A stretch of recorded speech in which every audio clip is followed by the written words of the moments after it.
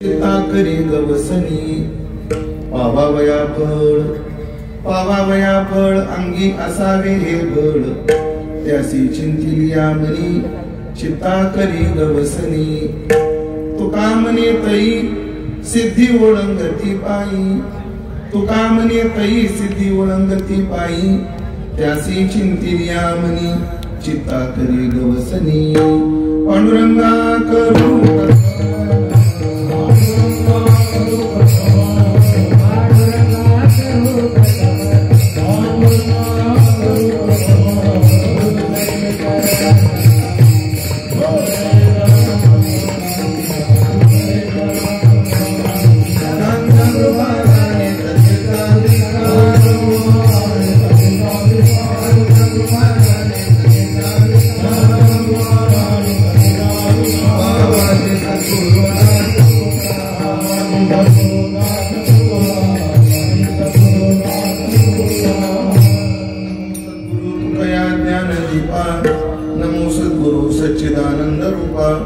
नमो सद्गुरु भक्त कल्याण मूर्ती नमो सद्गुरु भास्करा पूर्ण कीर्ती सेवेलागी सेवक झालो तुमच्या लागलो निज चरण अहो स्वामी तुकया देवा यावरी न करावा अवेर संपाद्य ज्ञानंच विदाय भक्तिं विलोकितोइन समाधिराजो वैराग्यवंतं सुविचारयुक्तं नमामि जोगं शिरसा गुरुंतं जयांचे केलिया स्मरण होय सकळ विद्यांचे अधिकरण तेच बंधू श्री चरण श्री गुरूंचे हे नमस्कारोनी आता पाववील ठाया पांडुरंग चिंतिलिया त्यासी चिंतिलिया मनी चित्ता करी गवसनी सेवे करता निवडलेला अभंग संत श्रेष्ठ जगद्गुरु श्री तुकाराम महाराजांचा चार चरणाचा अत्यंत गोड सुंदर असा हा अभंग असून या अभंगातून जगद्गुरु श्री तुकोबारा तुम्हा आम्हाला परमात्म चिंतनाचा महिमा सांगतायत विठाला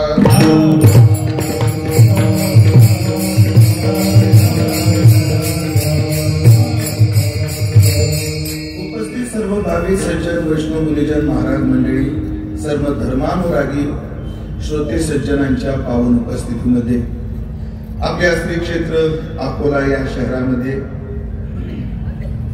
संपन्न होत असणारा भव्य दिव्य कथा महोत्सव कीर्तन महोत्सव ज्या महोत्सवाचे आयोजक आदरणीय श्री सर्व आदर्श गोसेवा एवं अनुसंधान प्रकल्प या गोसेवेचं धर्माचं कार्य पूज्यपाद डोंगरेजी महाराजांच्या प्रेरणेने जे अनेक वर्षापासून या शहरात तथा या परिसरात चालू आहे हीच गोसेवेची परंपरा जपणार ही जी संस्था या संस्थेच्या माध्यमातून या भव्य दिव्य कार्यक्रमाचं आयोजन करण्यात आलेलं आहे की ज्यामध्ये परम आदरणीय परमश्रद्धेय रससिद्ध वक्ता राधाकृष्णजी महाराज यांच्या मुखारविंदातून या ठिकाणी सुंदर भागवत कथेचं आयोजन संपन्न झालेलं आहे तथा या कथेचं जसं आयोजन आहे तसं वारकरी कीर्तन सुद्धा या ठिकाणी आयोजित आहे आणि या भव्य दिव्य भक्ती उत्सवामध्ये तिसऱ्या दिवसाची 3 नंबरची नाही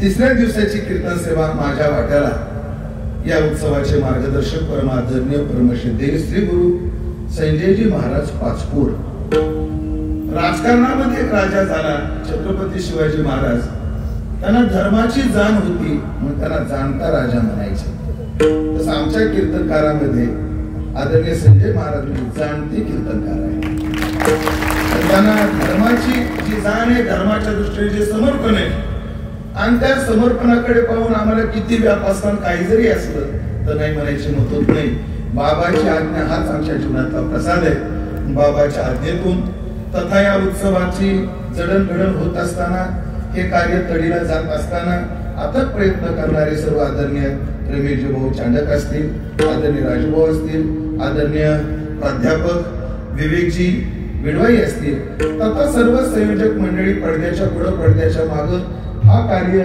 संपन्नतेकडे नेत असताना झटणारी सर्व मंडळी या सर्व मंडळीच्या प्रेमातून माध्यमातून या सेवेचा माझ्या वाट्याला आलेला आहे तरी ज्ञानोबारे तुकोबारे जशी बुद्धी देतील तसं मी अभंगाचं चिंतन आपल्या नियोजित वेळेमध्ये पूर्णत्वाकडे नेण्याचा प्रयत्न करणार आहे।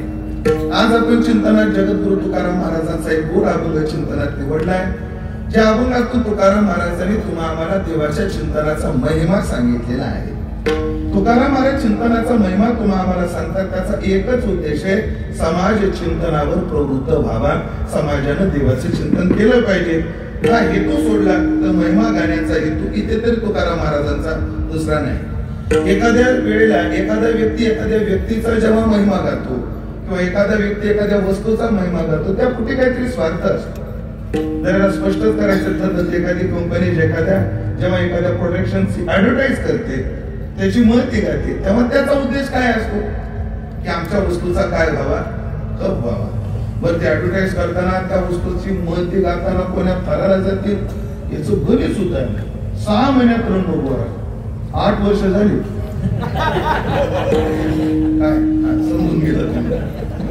मोठ्या थराला जातात महिमा गात असतात. एक माणूस म्हणाला, महाराज माझ्याकडे एवढं जालिम औषध आहे. काय औषध आहे? आणि औषध एवढं भारी आहे, त्या औषध जर कुत्र्याची शेपूट तुटली आणि त्या जागेला लावलं तर त्याला शेपूट तुटतं. म्हणते कुत्र्याची शेपूट तुटली आणि त्याला जर औषध लावलं तर त्याला काय फुटतं? शेपूट फुटतं. एवढं भारी औषध आहे. दुसरा मला, महाराज त्याच्यापेक्षा माझ्याकडे भारी औषध आहे. म्हणते का? त्या तुटलेल्या शेपटीला लावलं तर त्याला कुत्र फुटत.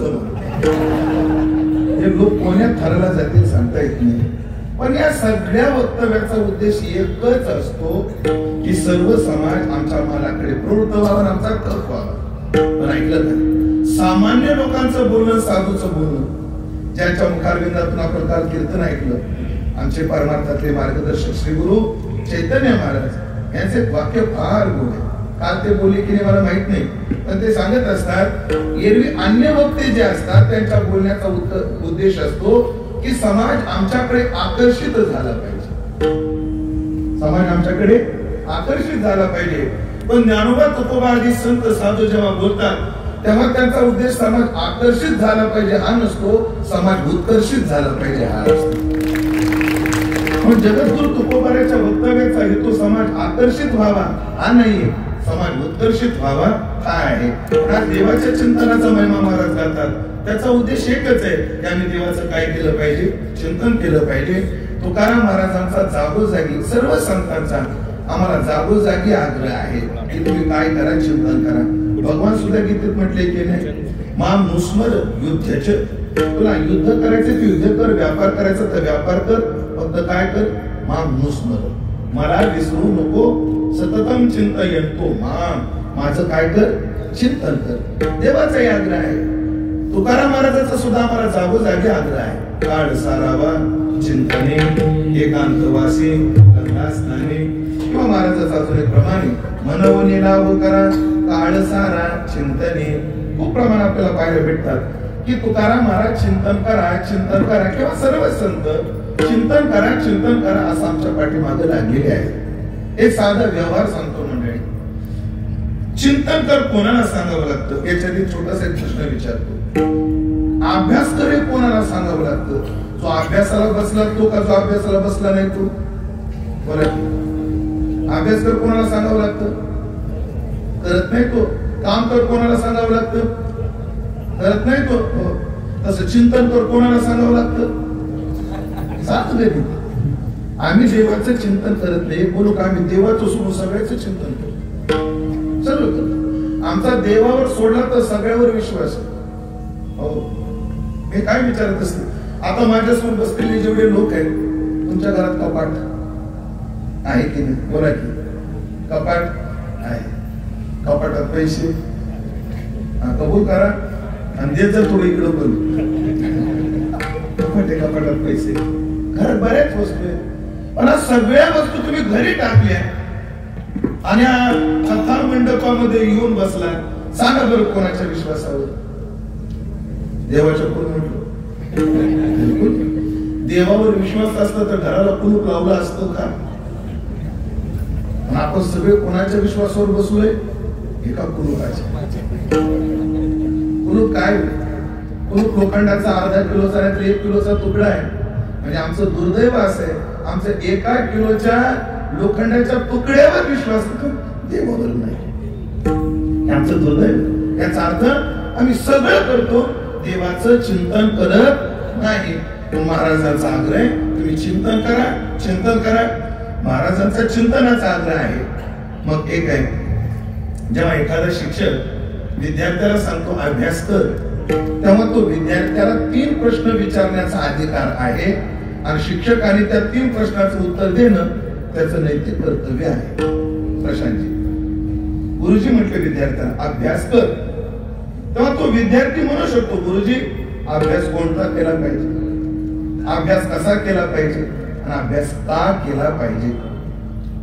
गुरुजी म्हटले अभ्यास कर, अभ्यास साधं तुमच्या घरी जेव्हा नोकर येतो तुम्ही नोकराला काम कर म्हणता, तर नोकर सुद्धा विचारतोच ना काम कोणतं करायचं, ते काम कसं करायचं, ते काम का करायचं. विद्यार्थ्याला जेव्हा गुरुजी म्हणतात अभ्यास कर, तेव्हा विद्यार्थी म्हणणं साहजिक आहे अभ्यास कोणता करायचा, अभ्यास कसा करायचा आणि अभ्यास का करायचा. तसं जर आम्हाला संत विचारत सांगत असतील चिंतन कर, तर आम्हाला प्रश्न विचारण्याचा अधिकार आहे की आम्ही चिंतन कोणतं करायचं, कसं करायचं आणि का करायचं. विठ्ठला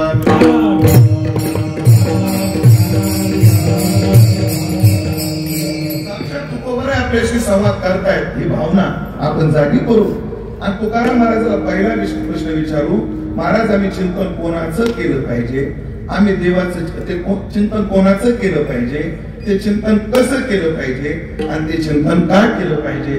आज तुकाराम महाराज जरी आम्हाला डोळ्याने दिसत नसले तर तुकाराम महाराजांचा गाथा म्हणजे साक्षात तुकोबारायच आहे हे ध्यानात ठेवा. भागवत भगवान आमच्या समोर नाही, पण भागवत साक्षात काय आहे, साक्षात देवाची वपूच आहे. ग्रंथ नव्हे हा श्रीकृष्ण. तुकोबारायची गाथा ही साक्षात तुकोबाराय आहे. आम्ही गाथालाच विचारू आम्ही चिंतन कोणाचं केलं पाहिजे. ऐका मंडळी, सगळ्यात आधी आपण ठरवलं पाहिजे आपल्याला काय करायचंय, त्याच्यावरून ठरतं. हो, मग मला सांगा, ज्याला डॉक्टर व्हायचंय त्याला इंजिनिअरिंगची पुस्तकं देऊन फायदा नाही, ज्याला वकील व्हायचंय त्याला अभियंत्याची पुस्तकं देऊन फायदा नाही, ज्याला वकील व्हायचं असेल तर पुस्तकं काय द्यायचीच द्यावी लागतील. डॉक्टर व्हायचे असतील तर वैद्यकीय क्षेत्रातीलच पुस्तकं द्यावी लागतील, तोच अभ्यास सांगावा लागेल. तुकाराम महाराजांनी सगळ्यात आधी तुम्हाला सांगितलं तुम्हाला काय करायचंय ते ठरवा. नरकात जायचंय का मानवी जीवनाचं कल्याण करून घ्यायचं ते ठरवा. आधी तुम्ही ठरवा तुम्हाला काय करायचंय, नरकात जायचंय का मानवी जीवनाचं कल्याण करून घ्यायचंय. दोन्हीला उपाय आहे. तुम्हाला जर नरकात जायचं असेल तर एक करा, सांगू आधी तर नरकाला जाण्याची इच्छा ठेवणार कोणीच नाही, पण तरी सांगू महाराजांनी सांगितले म्हणून. आणि ते एक कोड ऐकताय ना, नरका जावयाची चाड तरी संत निंदा गोड करी कौतुकी. ज्याला नरकाला जायचं ना त्याला काय करावं, साधू संतांची निंदा करत राहावं. त्या महाराजाचं तसं, त्या महाराजाचं असं. तो कॉल आला का ती क्लिप आली. आणि काही गोड नरका जावयाची चाड तरी संत निंदा गोड करी कौतुके सदा. आणि अजून एक आहे ऐका, लय गोड आहे. तुकोबाराय म्हटले नरका जाणे तरी पापे आचरावी. ऐकताय ना, नरका जाणे तरी पापे आचरावी, कथा न करावी विठोबाची. काही नाही, गावात कथा चालू असते की झोपून जावं, माणूस आपोआप नरकाला जातं, काही करायची गरज नाही. एखादा कथा करू लागला की त्याला विरोध करत जावा, माणूस आपोआप नरकाला जातो, काही करायची गरज नाही. कथा न करावी विठोबाची. जो देवाची कथा करत नाही, जो देवाची कथा करत नाही, जो साधूची सेवा करत नाही, त्याला आरक्षण ठेवावं लागत नाही. देवाने कोठा सेपरेट ठेवलाय त्याला नोकर काम. जाऊ दे, माझ्या समोर बसलेलं कोणीच नरकाला जाण्याची इच्छेचं नाही, करायचे कोणाला नरक नाही. आम्हाला कल्याण करून घ्यायचंय ना, ज्याला कल्याण करायचंय त्यानं काय करावं. तुकोबाराय म्हणतात हित ते करावे,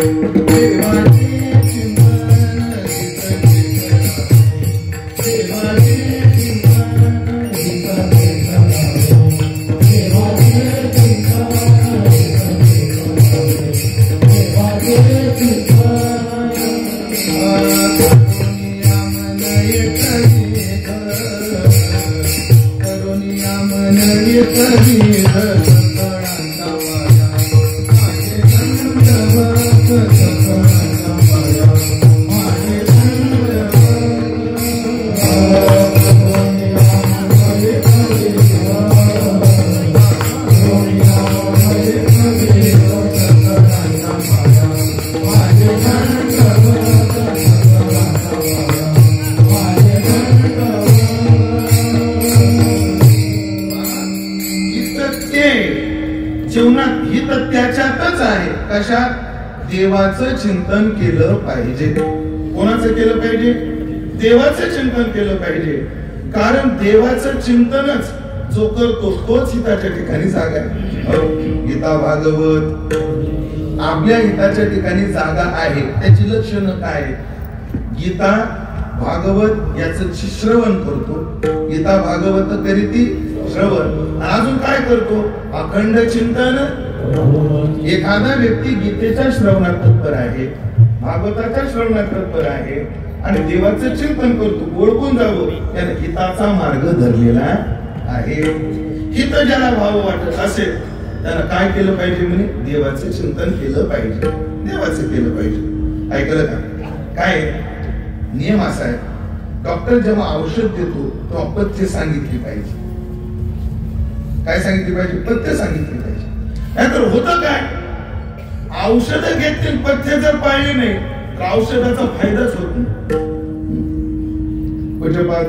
पासपोर्ट बाबाचे जेव्हा पितृचरण गेले तेव्हा त्यांच्या तीरवी प्रशांत महाराजच होते सूत्रसंचालन. तिथे व्यासपीठावर एका पुढाऱ्याने प्रश्न विचारला होता, एवढे सत्संग होतात लोक सुधारत का नाही? मला वाटतं हा प्रश्न तुम्हाला सुद्धा आहे.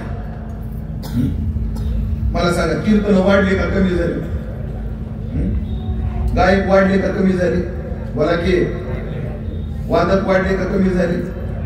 कीर्तनकार कमी झाले का वाढले? त्यांना तुला होत आलं.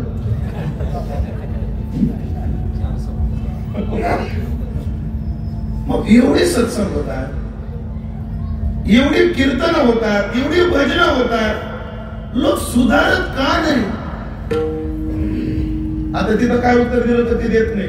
पण पूज्यपाद युग शुकाचार्य डोंगरेजी महाराजांनी उत्तर दिले. पूज्यपाद डोंगरेजी महाराज म्हणतात, इतने सत्संग होकर भी लोग क्यों नहीं सुधारते? इसका एक ही कारण है, लोग पुण्य तो बहुत करते हैं लेकिन पाप करना नहीं छोड़ते. डोंगरेजी महाराज काय म्हटले? लोग पुण्य तो बहुत करते हैं लेकिन पाप करना नहीं छोड़ते, इसीलिए सत्संग का परिणाम दिखाई नहीं देता.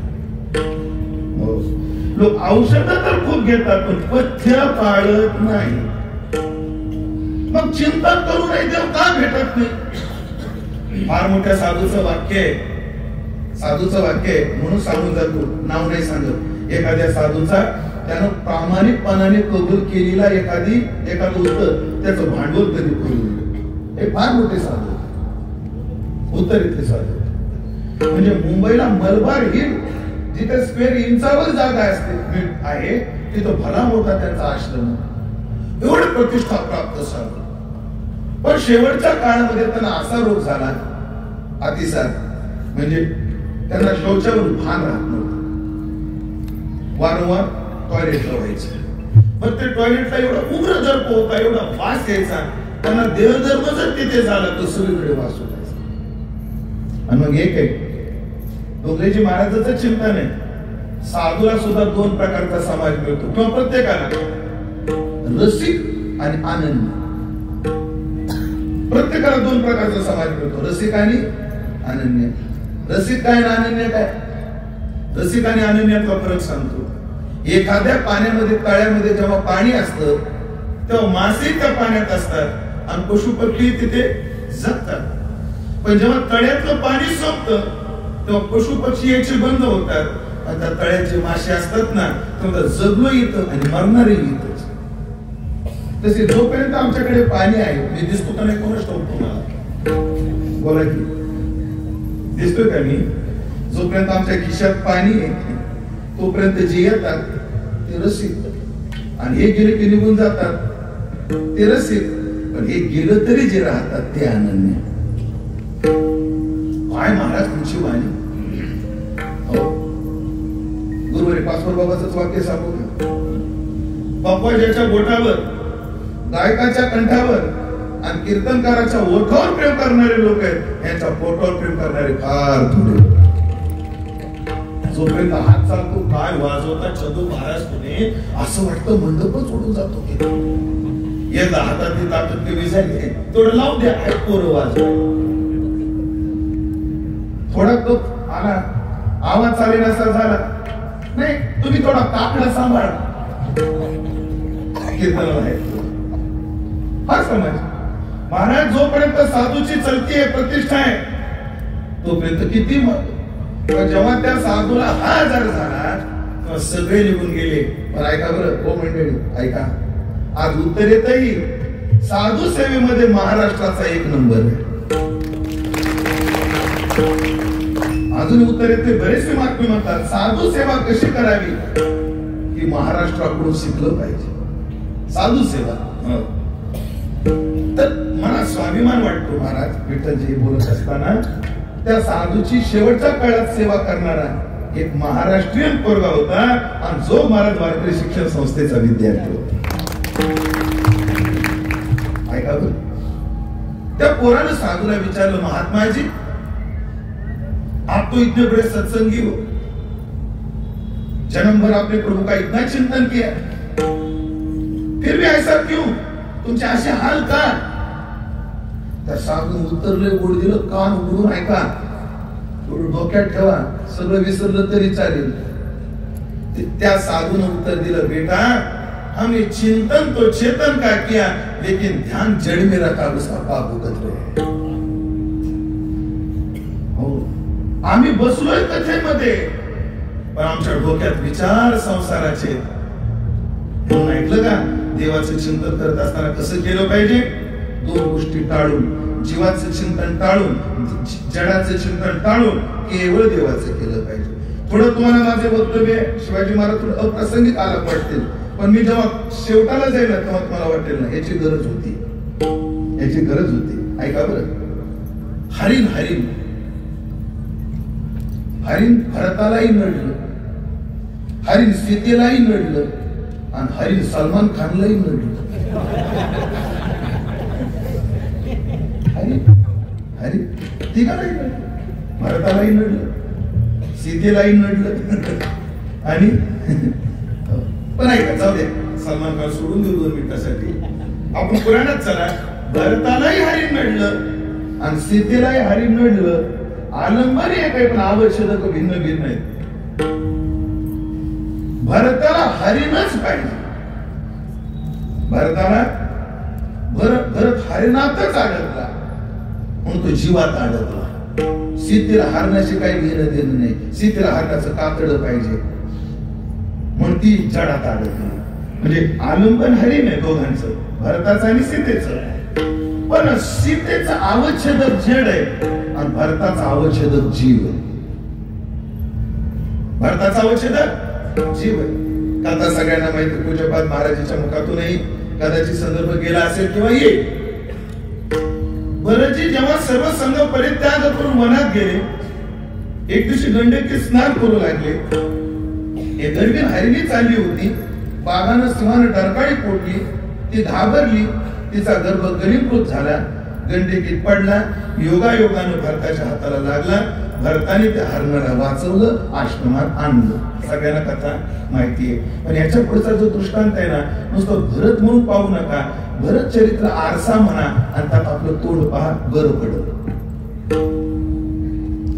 काय आणलं? हरिण आणलं. कुठं आणलं? आश्रमात आणलं. कुठून आणलं? हॉस्पिटल मधून. कोण म्हटलं? तुम्ही हरण हॉस्पिटल मधून आणले, भारतानं मात्र गंडकीतून आणलं. आरसा म्हणून आरसा.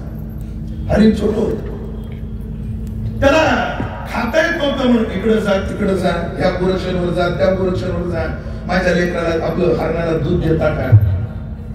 हो, माझ्या साहेबाच्या डेअरीवर जा, दूध भेटत ना थोडस. कोणासाठी? भरताला घराचे आणायचे दूध आणि त्या हरणाला पाजायचे. हरिण थोडं मोठं झालं, दुधावरचं गवतावर आलं, त्याच्यासाठी कोळं कोळं गवत कोण आणायचे? भरतजी आणायचे. बाहेर गेलं तर कुरकुरेचा आण, पेढेचा आण. कोणासाठी? बोला की तोंड दिसते काय दृष्टांत तुम्हाला? नाही, तोंड बघत बघत दृष्टांत आहे. हरिण थोडं मोठं झालं, भरतजी सकाळी उठलेले आहेत, विना घेतलेला आहे आणि भरतजीचा काकडा चालू झाला. उठा पांडुरंगा प्रभात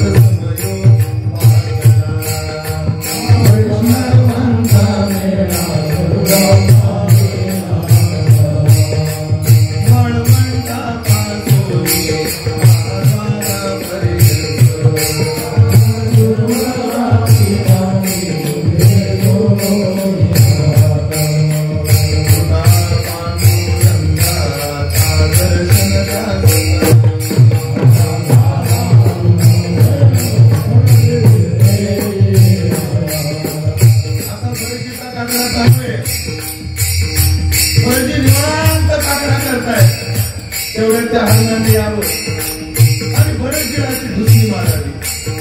भरतजीने त्या हरणाकडे दुर्लक्ष करावं. आपला आपला चालू ठेवा.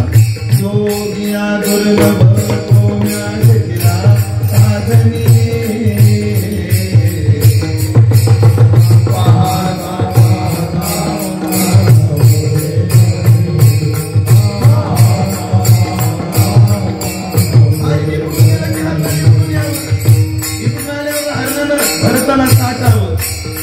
तरी त्याने दुर्लक्ष करावं म्हणावं तो वासुदेव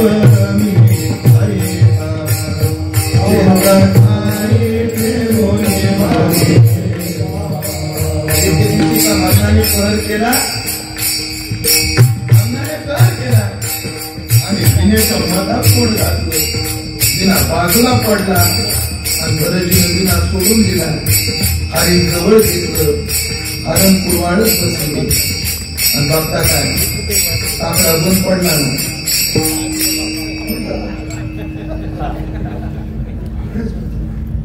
या प्रसंगात डोंगरेजी महाराजाचं वाक्य आहे, ऐसा परोपकार किस काम का जो हमारे साधना में विघ्न डाले.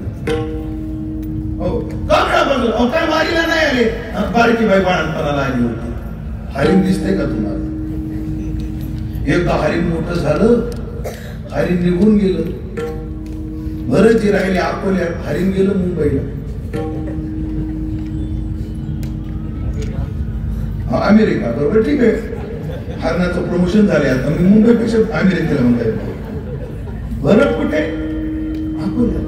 आणि हरिण कुठे? अमेरिकेत. आणि भरतजी चिंतन करतायत हरणाचं काय होत असेल. तू काळजी करू नको. तू चिंतन कर. त्या हरणी सोबत मजेत आहे.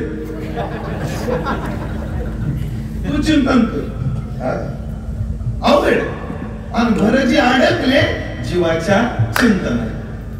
याच्यावर एक ज्ञानोबाने दिलेला दृष्टांत लय गोड. जीवाचं चिंतन माणसाला काय करतं लय गोड दृष्टांत ज्ञानोबाने दिला. त्याचा विस्तार आमचे गुरुवारी वैकुंठवासी भोले बाबा करायचे. स्वप्ने हे परिव्राजे आपणचे कुटुंब होईजे मग दयाचे निधावे जे मोहे सैरा. ज्ञानोबा म्हणतात स्वप्ने परिव्राजे आपणचे कुटुंब होईजे. एक संन्यासी साधू त्याच्या चेलेला घेऊन एका गावात गेलो. जुन्यातलं गाव. बरं डोक्या एवढं मारुतीचं मंदिर ते दगडाचं. पोरांना मागितलं भिक्षा मागितली काय अल्पहार केला आणि गुरुजी झोपले शिष्य झोपला आणि योगायोगाने तिथे वरात आली. तिथे काय आली? वरात आली. ए बाळा तुला विचारतो तुला वरात शब्द माहिती तुला? वरात कधी काढतात? मेल्यावर. कधी? तयार म्हणजे माहिती असं मला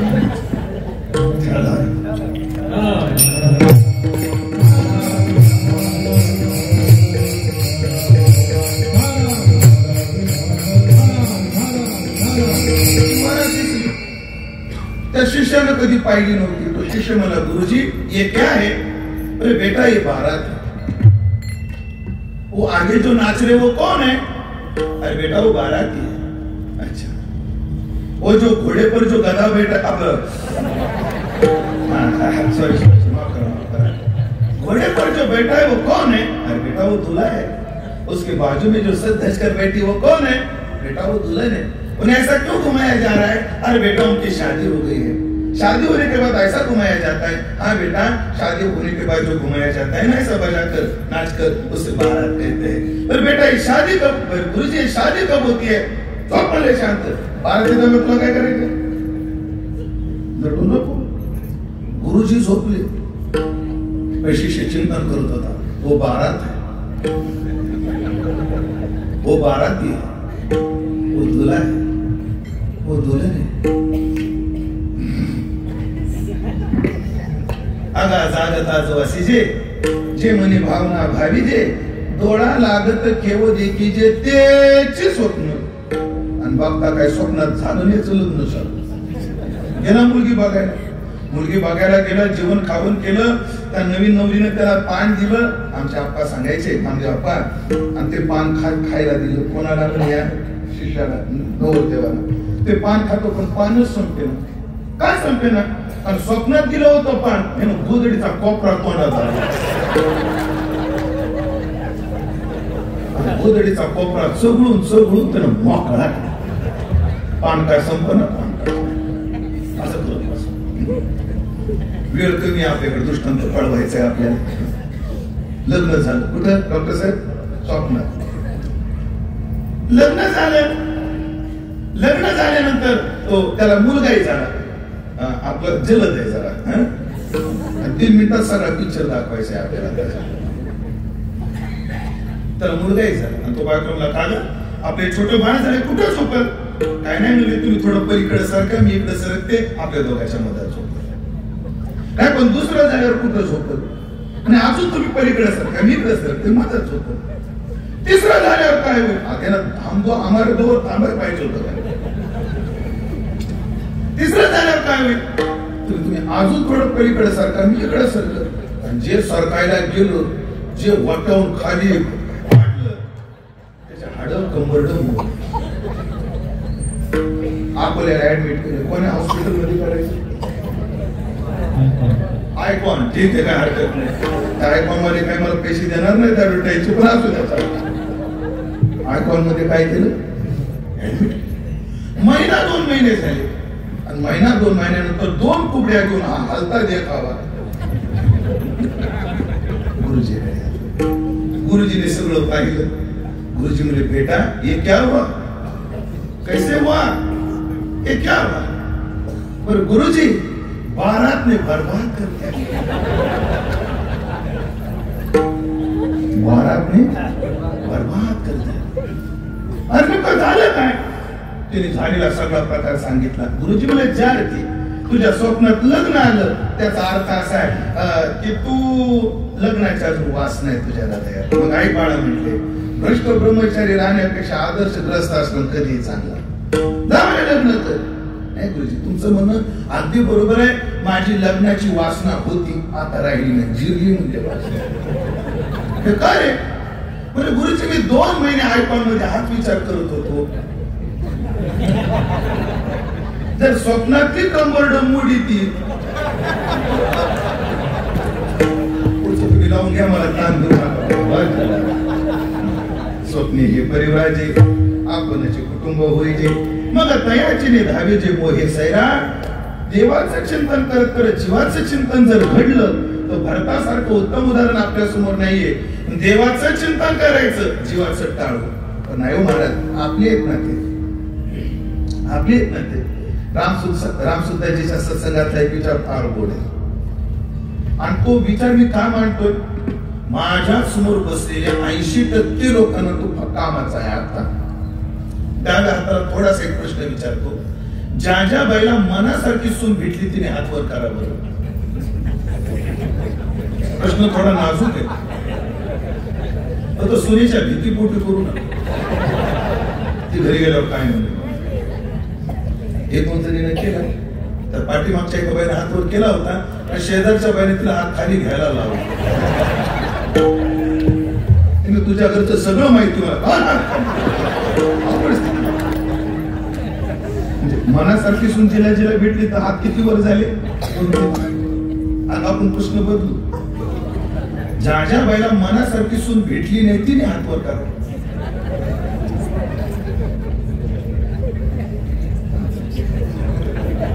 मनासारखी मनासारखी भेटली म्हणल्यावर 3-4 हात वर झाले, मनासारखी नाही भेटली म्हटल्यावर एकही हात वर झाला नाही. याचा अर्थ मतदान काही 100% झालेलं नाही. पण ऐकलं काय? ऐकलं? या माता मुलींच्या मनातलं सांगतो मी, मला कळाले. त्या म्हणतात महाराज पटत का म्हटलं तरी आम्ही हात वर करू शकत नाही पटत म्हटलं तरी आम्ही हात वर करू शकत नाही. तुम्ही समजून घ्या. मी समजून घेतलेलं. सगळ्यांना प्रश्न, मुलं ऐकत नाही, सून ऐकत नाही, काय करा? रामसुद्धाजीला एका साधकाने प्रश्न विचारला, म्हणजे महात्मा जी मैं तो बड़ा सत्संगी हूं लेकिन बेटा जो है ना वो जुआरी है, शराबी है, मैं क्या करूं? जब भी मैं चिंतन में लग जाता हूं तो चिंतन में उसी का ही ख्याल आता है, मैं क्या करूं? रामसुद्धाजी उत्तर फार बोलले. रामसुद्धाजी म्हणले तू सत्संगी आहे, हाँ. बेटा जुआरी आहे, हाँ. बेटा शराबी आहे, हाँ. त्याला सुधारायचे काही प्रयोग केले सगळे. अभी कोई उपाय शेष है ना महात्मा जी? एकही उपाय शेष नाही. अब हे करणार बेटा, ऐका बरं, आता हे कर म्हटले. सगळे उपाय करून जर तू सुधारला नसेल, आता हे कर, त्याच्या नशिबावर त्याला सोड आणि आत्मकल्याणाचा विचार करू. किती दिवस मी माझं करिअर करेल, केलंच पाहिजे. मी माझ्या मुलाच्या करिअर मध्ये डोकं घालील, अर्थात इंटरफेअर करील, ठीक आहे, पण मी माझ्या नातवाचंही करेल. बस झालं, बस बस. तो आत्मकल्याणाचं बघ आता. हो, आता नकारे भाई नकारे आहे गाठी ते लुटवून लोकारे. आपल्याजवळ प्राप्त झालेला मनुष्य देहाचा काळ परिवार आहे, ठीक आहे, केलं पाहिजे, त्यांच्याकरता काहीतरी केलं पाहिजे, पण किती केलं पाहिजे ह्यालाही सुद्धा काय मर्यादा आहे. आत्मकल्याण केलं पाहिजे. मला तिथं 3 कॅमेरे जाहीर बोलतो, माझा सगळा परिवार सुधारला, एका भावाला कोणच नाही आला, फक्त असं म्हणू नका महाराजाचा भाऊ दारू कसा काय घेतो, उलट असं म्हणा दारू पिणाऱ्याचा भाऊ कीर्तन कसा काय करू. समाजात एवढी विकृती आहे. एखादा व्यक्ती सत्संगी असला आणि त्याच्या जर घरात एखादा माणूस चुकीचा असला, तो लोक त्याला एवढ्या टोचण्या देतात, त्याला प्रश्न पडतो सत्संगाला जाऊ का नको जाऊ. पण निदान आपण तरी सावध व्हा. या मंडपात बसलेले असा जर एखादा व्यक्ती तुमच्या समोर असला ना, उलट असं म्हणत जा, पोरगा एवढा नालायक तरी बाप कधी सत्संग सोडत नाही, त्याला प्रेरणा मिळेल. आणि ते त्याच्या नशिबावर त्याला सोडा आणि आपलं आत्मकल्याण करा. म्हणून देवाचं चिंतन करत असताना जीवाचं चिंतन वजा केलं पाहिजे. बरं, आता सीतेला पुढे घेतो. आईसाहेब सीतेला घेतो. सीताई साहेब देवाच्या चिंतनात नाही, देवाच्या सहवासात आहे, पण तरी सुद्धा रावणाने उचलून नेलं. ध्यानात ठेवा, रावणाने उचलून नेलं. परिणाम काय होतो? आईसाहेब जडात अडकल्या. म्हणून ऐके अर्जुना, गीता काय म्हणते? ध्यायतो विषयं पुंस संगस्ते शोकजायते, संगात संजायते कामः, कामात् क्रोधो विजायते, क्रोधात् भवति सम्मोह, सम्मोहात् स्मृति विभ्रमः, स्मृति भ्रंशात् बुद्धिनाशो, बुद्धिनाशात् प्रणश्यते. त्याच्यावरची एकच उभी सांगतो, विस्तार करत नाही. म्हणून ऐके अर्जुना, जैसा विस्फुलिंग लागे इंधना, मग तो प्रौढ झाली त्रिभुवना काय पुरुष के, तैसे विषयाचे ध्यान विपाय जरी वाहे मन, येसने पतन निश्चित ठाकी. ज्ञानोबाच्या कोणीचं आधारण सांगतो. पाय लचकणं वेगळं, पाय मोडणं वेगळं. चालता चालता झटका लागला लचकतो, आणि चालता चालता आघात झाला तर मोडतो. संसारात मोडलेलं चालतं, देवाचं चिंतन करताना लचकलेलंही चालत. इथं लचकलेलंही चालत नाही. संसारात जर मोडलं तर दुसरं करता येतं, आहे ना? ऐकून असेल ना, हे मोडलं तर दुसरं करतात का नाही? पण परमार्थ लचकलेले देवी लचकली या तिथे ज्ञानोबाची भाषा चालत नाही. जडाचं चिंतन. माझ्यासमोर अनेक व्यापारी लोक आहेत. व्यापाराच्या भाषेत सांगतो जडाचं चिंतन काय. व्यापार 3 प्रकारचा: फायद्याचा, तोट्याचा, ना नफा ना तोटा. बरोबर. भांडवला एवढंच मिळालं ना नफा ना तोटा, भांडवला लागून मिळालं फायदा आणि भांडवलही नाही निघालं तोटा. शहाण्या माणसाने कोणता व्यापार करावा? फायद्याचा करावा का ना नफा ना तोट्याचा करावा का तोट्याचा करावा? उत्तर आहे फायद्याचा. तो का म्हणे हे तो हो येतो व्यापार.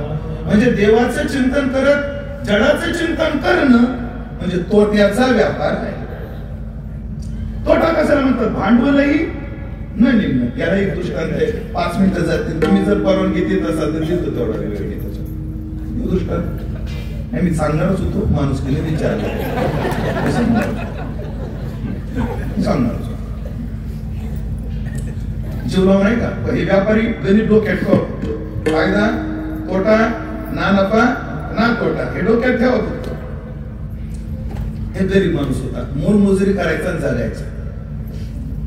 लग्न जमत नव्हतं, लग्न जमलं. गरीब असल्यामुळे लेकरं लवकरच झाली. क्वालिटी नाही झाली, क्वांटिटी नाही झाली. बायको नवऱ्याला म्हणजे अहो ते मोलमजुरीनं पोट भरत नाही म्हणजे आता काहीतरी छोटा मोठा उद्योग चालू करा तुम्ही. चालेल मला करून. काय उद्योग करावा, काय उद्योग करावा असं त्याच्या डोक्यात. आणि त्याच्या घरासमोर काचाच्या फ्रेमचं एक दुकान होतं आणि ते फ्रेम करून पडलेलं वेस्टेज त्याच्यात काचाचे तुकडे त्याला दिसले आणि त्याला शक्कल सुचली पाटील या काचाच्या तुकड्यापासून आपण खेळणे तयार करू. ते जुन्या काळात येत होते बघा खेळणे काचाच्या तुकड्याचे. घर अशी झोपडी यायची, कधी तुळशी वृंदावन यायचं, कळश यायचा त्या काचाच्या तुकड्यांचा. तरी अशी 5 घरं तयार केली. एक घराचं उत्पादन मूल्य 5 रुपये. एक घराचं एका खेळण्याचं उत्पादन मूल्य 5 म्हणजे 5 घराचं किती झालं? 25. प्रायोगिक तत्वावर त्याला 25 रुपये गुंतवले. 5 खेळणे केले आणि 5 खेळणे करून ते बाजारपेठेत विकायला नेले तर त्याला एका खेळण्यामागे 15 रुपये जास्त मिळाले. एक खेळणं कितीला गेलं? 20 रुपयाला गेलं. म्हणजे तिप्पटीनं फायदा झाला त्याचा. म्हणजे गुंतवले 25 आणि मिळाले 75. बरोबर का तुम्ही? एकाचे 15 म्हणल्यावर 5चे किती? 15 75. बरोबर आहे. म्हणजे दहावीला माझा गणित विषय गेलेला आहे पण एवढं काय गणित कच्चं नाहीये माझं. म्हणजे एका खेळण्याला 15 रुपये भेटले. घरी आला बायकोच्या हातात 100ची नोट ठेवली. बस म्हणले 25 घेतले 100 आणले. एका खेळण्यामागे 15 मिळाली. बायको म्हणली वा वा वा काय भारी धंदा आहे. म्हणजे फेटा बांधायचा 1.5 तास बोलायचं. आपलं काचाचे तुकडे घ्यायचे खेळणे करायचे. सोडू नका म्हणजे आता खूप चांगलं आहे. ठीक आहे व्यापार करू. एक दिवशी बायको म्हटली अहो आपण अकोल्यातच व्यापार करतो पण तुम्ही जरा शेगावला जा बरं गजानन बाबाच्या दरबारात. कारण तिथे अनेक गावची लोक येतात. कोण हौशी आणि एखाद्या याचं काय मूल्य देऊ जाईल सांगता येत नाही. बायकोच्या म्हणण्यानुसार त्यांनी 10 खेळणे घेतले. एकाच उत्पादन मूल्य 5. 10चं 50 रुपयाची टोपले घेतली. टोपल्यात खेळणे मांडले, सुंबळ केली आणि डोक्यावर घेऊन कुठे निघाला? शेगावला निघाला. एखाद्या रस्त्यात नाव सांगतो अकोल्यावरून शेगावला जाताना बाळापूर लागलं. बिचाऱ्याला भूक लागली. जेवण केलं, पाणी पिला.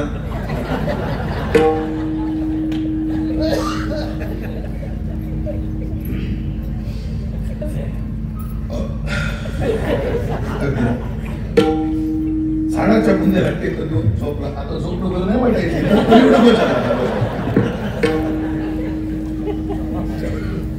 ऐका पहिल्या दृष्टांतात जीवाचं चिंतन, आता इथे जडाचं चिंतन. जडाचं चिंतन. आणि तो विचार करू लागला. 10 खेळणे घेऊन समजा. एका खेळण्याचे 15, 10चे 150. शेगावला गेलो आणि 20 जर मिळाले 200 होते. 200चे 400. 440 जागता जो अशी तो सिद्धांत पुन्हा रिपीट करा. झोपेत हिशोब म्हणजे विठ्ठलराव झोपेतला हिशोब बरा असतो, स्वप्नातला हिशोब लय मोकार असतो. स्वप्नातला हिशोब फार मोकार असतो. तो झोपला, त्याला झोप लागली, स्वप्नातही व्यापार चालू झाला आणि त्याचा व्यापार 1 कोटीवर गेला. पण कुठं मदत करा थोडीशी, कुठं स्वप्नात 1 कोटी मिळाले, 50 लाखाचा बंगला बांधेल मला, बांधला कुठं स्वप्नात. 10 लाखाचं फर्निचर करेल म्हटलं, केलं कुठं स्वप्नात. 25,000च्या सोफ्यावर बसून 1.5 लाखाची टीव्ही पाहिजे म्हटलं, टीव्ही लावली कुठं स्वप्नात.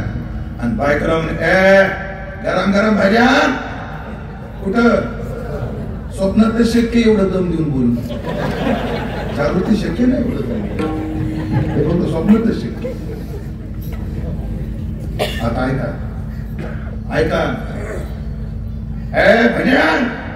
आणि तिने जर भजी आणायला उशीर केला कुठं लाथ मारली स्वप्नात. लाथ मारली स्वप्नात. दुर्दैव त्याच बसली भांड्याच्या टोपल्यात.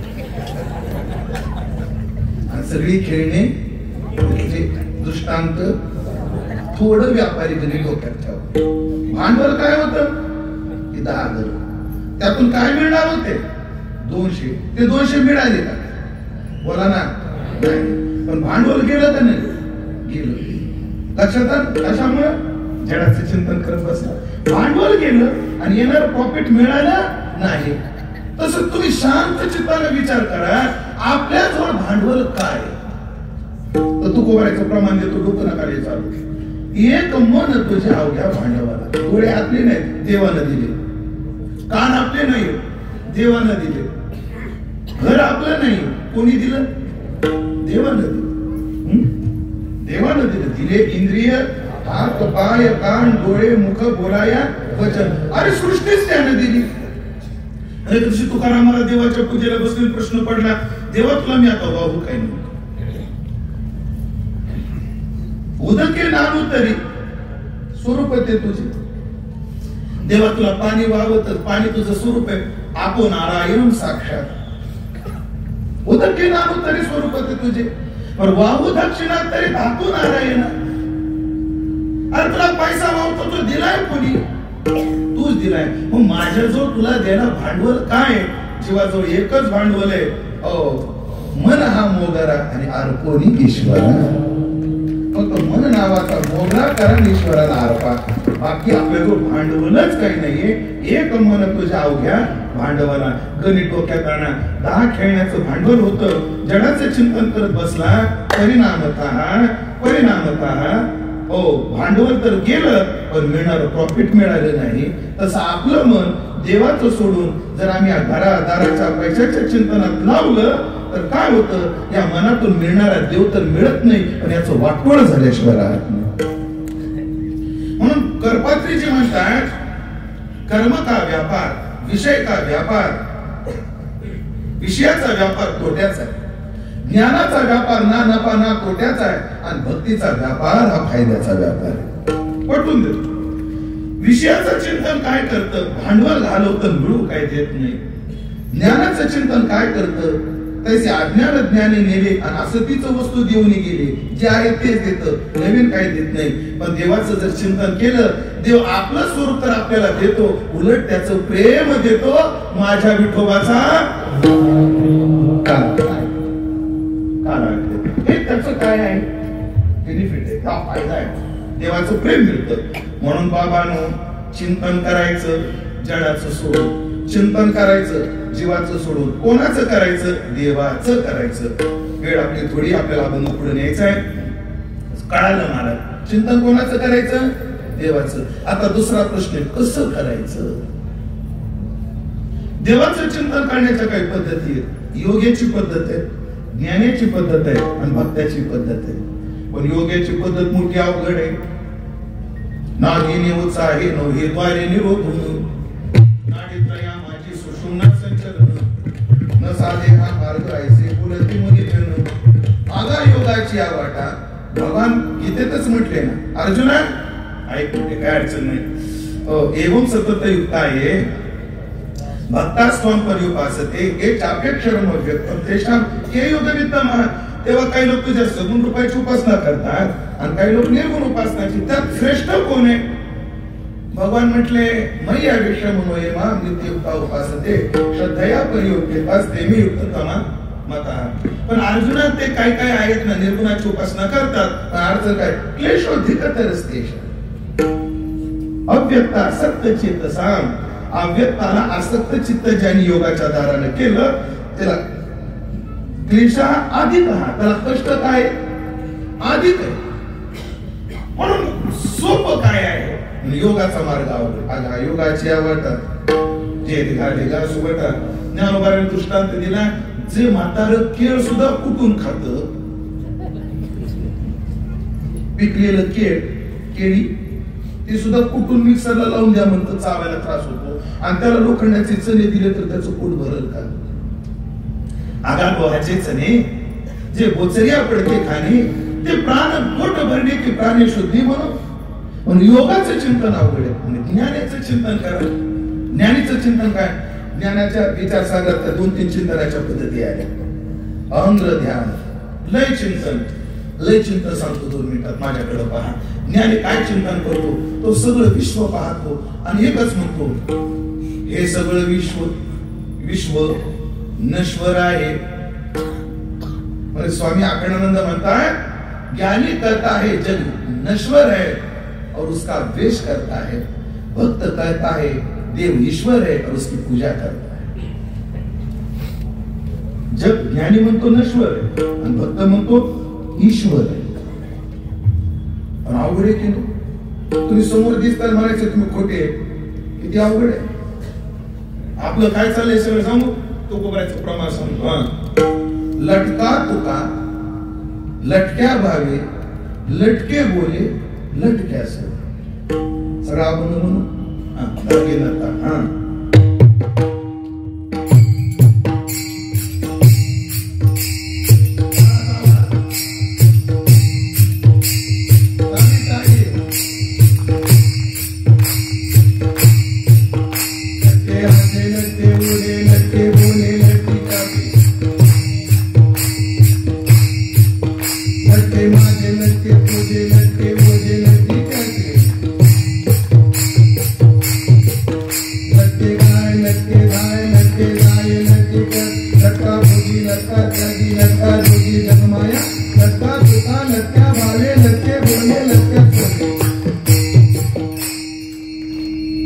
लटके माझे लटके तुझे लटके ओझे लटक्याचे सगळंच लटक आहे तू कोगावती एवढंच नाही लटका तू क्या मी भी लटका आहे बोलतो लटक्या भावे आणि लटके बोले लटक्याचे म्हणजे मी खोटा मी जे बोलतो तेही खोटं मी ज्याच्याशी बोलतो तोही खोटा आणि मी ज्या भावनेने बोलतो तेही खोटं उठा मग झालं जरा काय सोपं नाही घाम गाळून मोठा कमायचं मारायचं कुठे अवघड आहे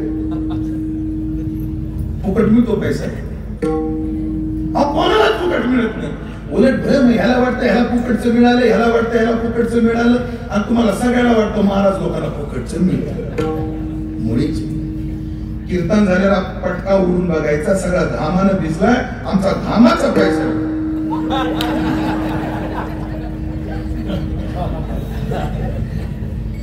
नियम असा आहे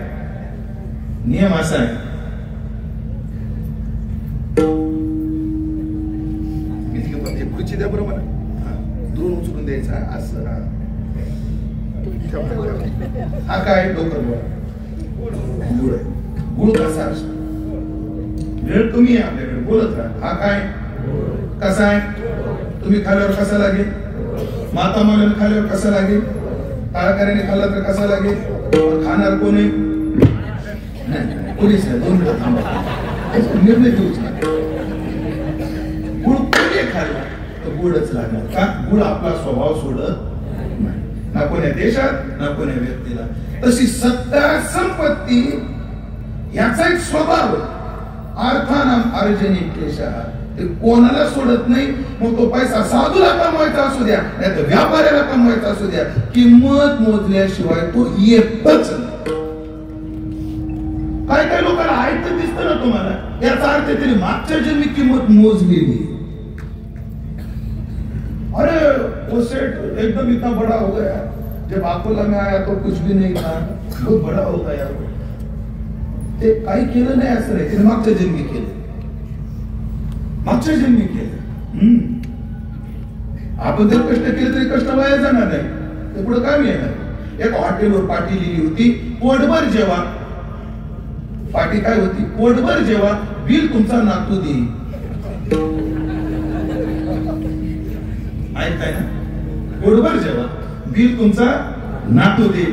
4-5 जणांना वाटलं भारी राव, जेव 4-5 जण गेले पोटभर जेवले, कारण बिल द्यायचं नाही ना.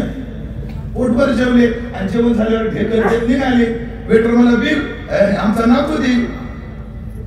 तुमच्या पाठी काय लिहिली, पोटभर जेवा, बिल कोण देईल, नातू देईल. वेटर मला तुमचं बिल मागितलेलंच नाही आहे, मग तुमच्या आजोबा जेवून गेले होते त्याचं बिल आहे.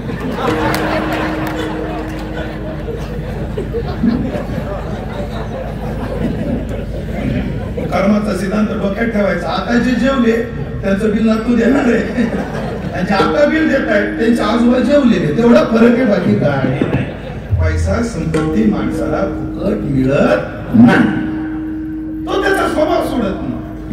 एक कालिदासाची कल्पना आहे, फार गोड आहे. प्रशांतची कालिदास समुद्र मंथन झालं ना, त्याच्यात 14 रत्न आहे.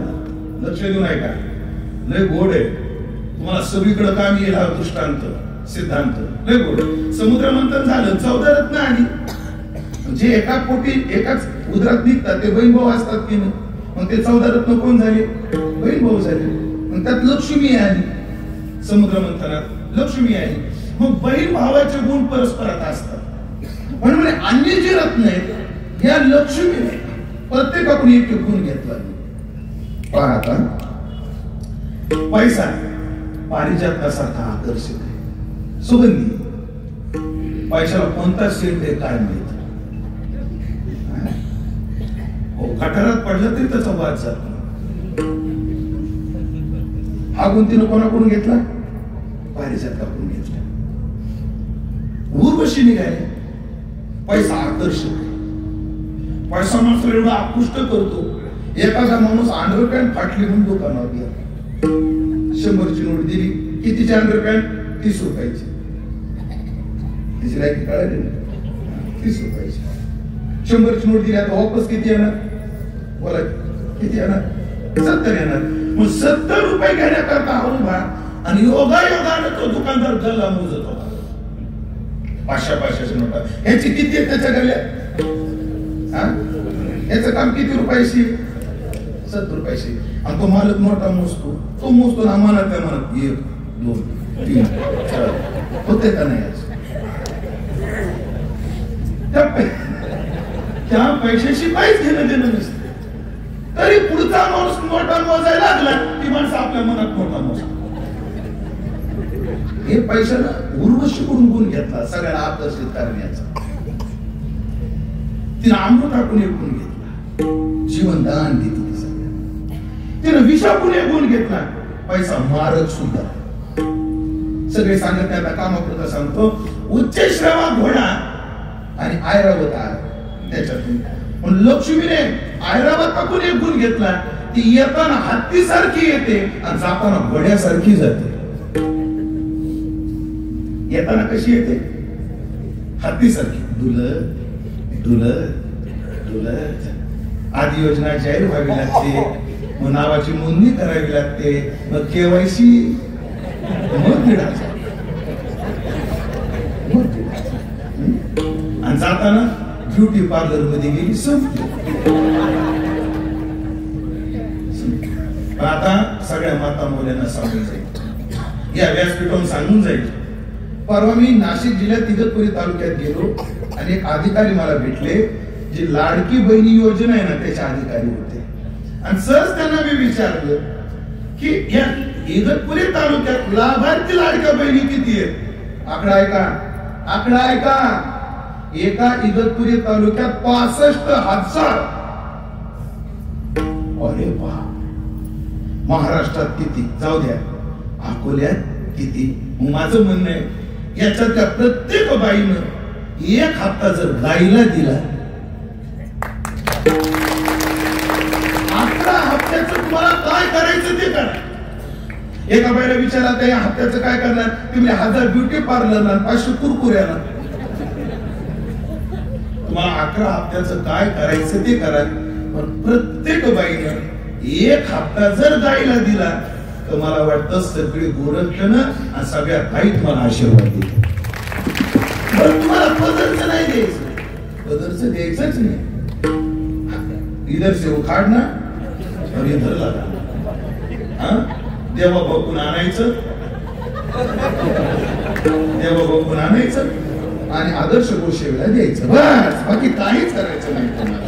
एवढं करायचं. एवढं जरी केलं ना लई चांगलं होईल. आणि जर तुम्ही असं केलं नाही तर माझा शाप लागतो. ब्रह्मचारी माणूस विचार आहे असा जो महाराजाच्या संस्थेतला पट्ट्या आहे. माझा शाप लागल तुम्हाला. निदान माझ्या जे ज्या मातामावळी ऐकतात तेवढ्यानी जर वर्षाचा एक हप्ता जर दिला नाही माझा शाप लागल. माझा शाप काय ऐका, योजनाच बंद पडेल बघा.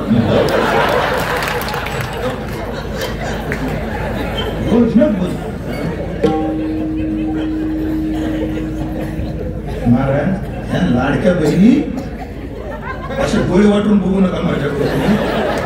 या लाडक्या बहिणी सामान्य ताकद नाही शिवाजी बाबा. त्यांनी 20 तारखेला महाराष्ट्र हलवला. खरे का कुठे कोणालाच खरं वाटत नव्हतं. या लाडक्या बहिणींनी महाराष्ट्र हलवला. ऐकलं का रमेश भाऊ? तुमचा उत्सव, तुमची गोसेवा काहीच नाही यांच्या मनात आलं पाहिजे. आणि यांच्या मनात आलं. आता इथं गोरक्षणावर कोणाचही असो तिथं पावती फाडली 1,500ची ती कंसात लिहायचं मुख्यमंत्र्याची लाडकी बहीण. असं तात्पर्य. लक्ष फुकट मिळत नाही हे ध्यानात ठेवा. कुठून विचार चालला होता? कोणालाही असो, कोणाची असो, पण एवढ्या कष्टानं मिळवायचं त्याला खोटं म्हणायचं सोपं आहे का? अवघडच आहे. मग सगळ्यात सोपा चिंतनाची पद्धत भक्ताची आहे. तेवढी सांगून काना आडता सगळी अभंगाची पद्धत लावून देतो. भक्ताची सगळ्यात सोपी पद्धत आहे कोणती? अमानामाचे चिंतन रामकृष्ण नारायण.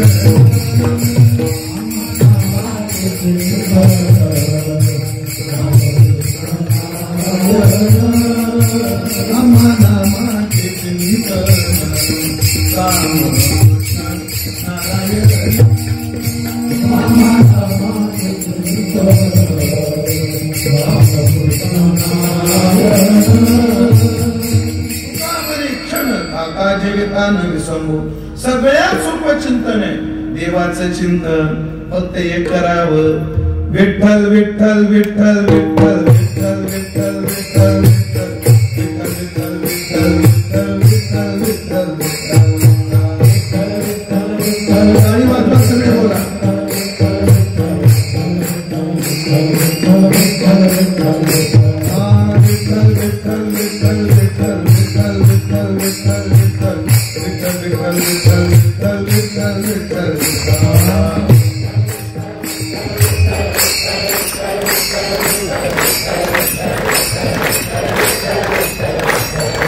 विठ्ठल विठ्ठल विठ्ठल विठ्ठल विठ्ठल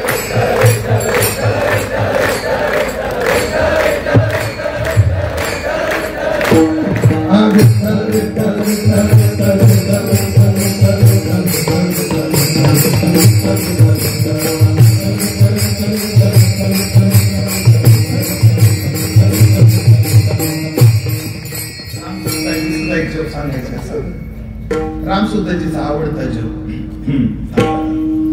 राम राम राम राम राम राम राम राम राम.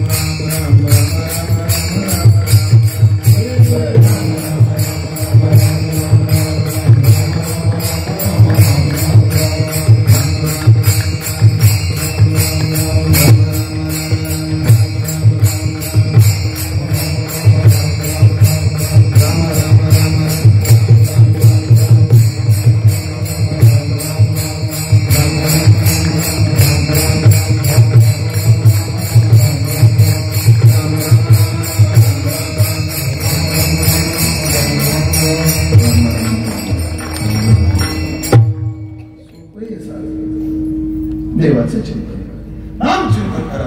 झालं, 3 प्रश्न संपले. एका प्रश्नाच्या उत्तरात अभंग आहे. कोणाचं करायचं? देवाचं. कसं करायचं? नाम घेऊन. पण महाराज त्यानं मिळतं काय? का करायचं? त्याचं फळ सांगताना महाराज म्हणतात अभंगाचं पहिलं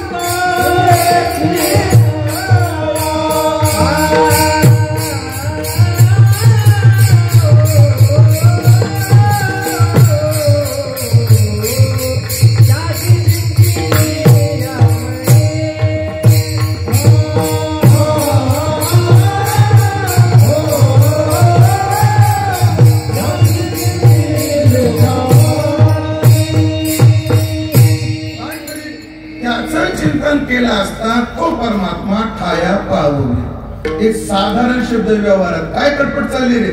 मला स्टेबल होण्यासाठी, स्थिर होण्यासाठी सगळ्याची धडपड कशा करताय? स्थैर्य करताय. आणि जीवनात खरं स्थैर्य कोण देऊ शकतो? परमात्माच देऊ शकतो. तो काय करेल? आम्हाला खऱ्या ठिकाणावर नेऊन ठेवेल. कोणत्या? जिथून आम्ही आलो. कुठून आलो? आम्ही देवापासून आलो, आत्म्यापासून आलो. येतो वा इमानी भूतानी जायंते येन जातानी जीवंती. त्या आत्मस्वरूपावर नेऊन ठेवील. एकच वाक्य. पण महाराज तिथं जाण्यावर आमचं काय आडलंय? एक सांगता, जीवनात जेवढं नडलंय ते सोडल्यामुळेच नडलंय. आणि आत्मस्वरूप सोडलं, आमची किती फजिती चालू झाली. एकच तुकोबाराचं प्रमाण सांगतो. बाकी तो करुणागा कधीपासून जैसा सांडीला ठाव. आम्ही भिकारी झालो. भिकारी भिकारी 2 प्रकारचे, झोपडपट्टीतले बंगल्यातले. भिकारी शब्दाची व्याख्या काय? शंकराचार्याला विचारलं, को वा दरिद्रो? कोण दरिद्री आहे? त्यांनी सांगितले विशाल तृष्णा. ज्याला अपेक्षा जास्त आहे तो खरा भिकारी. ज्याला अपेक्षा कमी तो भिकारी नाही. हे नोटबंदीचा काळ आला ना, मी आळंदीमध्ये ज्ञानोबाराचं दर्शन घेताना बाहेर निघालो तर त्या रमेश हॉटेल समोर एक भिकारी बायकोला कुठे मारत होता. अक्कल आहे तुला काही? बेअक्कल कुठाची? कोण मारत होता? कोणाला? भिकारीला. मला तयारी तिला, भाऊ का बरं तिला मारता? मला तुम्ही मदत करू नका म्हणजे आहे का तुम्हाला अक्कल? हो, बाकी नाही. वेगळं काय? आमच्या वैकुंठवासी मुले बाबा म्हणायचे, शहाण्या माणसानं नवरा बायकोच्या भांडणात पडू नये. नवरा बायकोच्या भांडणात पडलेल्याचं काय होतं? ते म्हणायचे जातं आणि पाळूच्या मधात धान्याचं जे होतं ते होतं. अरे पण मारत होता म्हणजे अक्कल काही नाही. आली चिल्लर की 8-500ची नोट करू. कोण म्हणत होता? आली नोट करून 8-500ची नोट करून. आता महाराज आमच्या गरीबाचे 5 लाख कोण बदलून देईल? कोण म्हणत होता? कुठालचा? रस्त्याच्या कडेचा. मी प्रश्न म्हणाला विचारला, रस्त्याच्या कडेची भिकाऱ्याची ही स्थिती आहे तर बंगल्याच्या भिकाऱ्याचं काय? भिकारी झोपडीत राहतो, बंगल्यात राहतो, यावर भिकारपणा नाही. ज्याच्या अपेक्षा केवढ्या आहेत त्यावर भिकारीपणा आहे. यस्य विशाल तृष्णा. ज्याला अपेक्षा जास्त आहे तो भिकारी आहे. यस्य विशाल तृष्णा. ऐकलं का? विचार सांगत होतो. आम्ही भिकारी झालो, मोठे मोठे उठल्याबरोबर. माझा दृष्टांत लक्षात आला पाहिजे तुमच्या. सकाळी उठल्याबरोबर बायकोला म्हणतो, का ग माझे काम देणं कुठे? तुम्ही रात्री तुषाला ठेवली होती ना. काम देणं गायचं ना. गायच्या काय ओळखलो? काय ओळखलो? मनश्रेष्ठानी इंद्रियानी कृतिस्थानी कर्षति श्रोत्रम चक्षुस्पर्शनं च रसनं घ्राणमेव च अधिष्ठाय मनश्चाय विषयानुक सेवते. मनाचा अधिष्ठान करतो, इंद्रियाचे पात्र करतो, जिभेचं पात्र घेऊन सकाळी सकाळी रसाच्या दारात भीक मागायला जातो, कानाचं पात्र घेऊन शब्दाच्या दारात भीक मागायला जातो. हा भिकारडेपणा कधीपासून? जैसा सांडीला ठाव आत्मस्वरूप सोडलं तेव्हापासून. न भरेची पोट कधी, अजून तृप्ती नाही आमची. कोण तृप्त आहे? कोणीच तृप्त नाही. कधीपासून? जैसा सांडीला ठाव. कुठं नाही बोलायचं, खोटं नाही बोलायचं. कपाट उघडले की साड्या अंगावर पडतात का नाही, खोटं नाही बोलायचं. पण बस झाल्या का? संक्रांत आली जवळ आता. ती संक्रांत कोणावर बसू? पहिल्यांदा नवऱ्यावर बसते नक्की. ते संक्रांत सांगणार येतात ना, ती अशी आली, इकडून आली, इकडून चलते, तिकडून चलते, हे पाहते. मग बाय म्हणतो का हो भेटली संक्रांत कोणावर बसली? आधी तुझ्या नवऱ्यावर बसली, बाकी पुढचं बोलू आपण काय. विशाल बाकी तो न भरेची पोट कधी नाही, निश्चळ पाव स्थैर्य जीवनात नाही कधीपासून. जैसा सांडीला ठाव. मग आम्हाला तृप्ती पाहिजे असेल, स्थैर्य पाहिजे असेल तर काय करावं लागेल? आत्मस्वरूप प्राप्त करून घ्यावं लागेल. आणि त्यासाठी काय करावं लागेल? देवाचं चिंतन करावं लागेल. पावविले ठाया पांडुरंग चिंतिल्या. एवढंच फळ आहे का? नाही महाराज. हे मेल्यानंतर जरी असलं, जिवंत असताना काय फळ आहे? त्याशी चिंतिल्या मनी चित्ता करी गवसनी. एवढा मुद्दा सांगणारे सेवा संपवणारे. त्याचं चिंतन केलं असता चित्ताला तो गवसनी करतो. गवसनी शब्दाचा अर्थ कवर करतो. चित्ताला काय करतो? कवर करतो. आता चंद्रकांत महाराज दाखवा बरे गवसनी एकदा. त्रास आहे तुम्हाला पण घ्या आता माझ्यासाठी. कॅमेरामन तिकडे किंवा हे काय बोला की कशाची? ती गवसनी काय करते? त्या पाकवाजाला पाणी ऊन याच्यापासून रक्षण करते. परमात्मा चित्ताला गवसनी करतो म्हणजे काय करतो? तो त्या साधूला अशा बोधावर नेतो सुख दुःखाचे आघात त्याच्यावर होऊ देत नाही. जो देवाचं चिंतन करतो त्याला सुख दुःखाचे आघात होत नाही. नरसिंह मेहताची बायको मेली, काय झालं? बरं झालं मेली, देवाला चिंतनाला मोकळं केलं. तुकोबा तुमचं दिवाळी निघालं, बरे झाले देवा निघाले दिवाळी. कळो नाही सुख दुःख ताण हार करी भूक. तुम्ही ज्येष्ठ मंडळी, ज्ञानोबा तुकोबाच्या ठिकाणावर गेले, जोग महाराजच्या ठिकाणावर गेले. त्या ठिकाणावर आम्ही पोहोचलो नाही, पण तो मार्ग आम्ही नक्की धरलाय. पोहोचलो नाही पण तो मार्ग आम्ही नक्की धरलाय.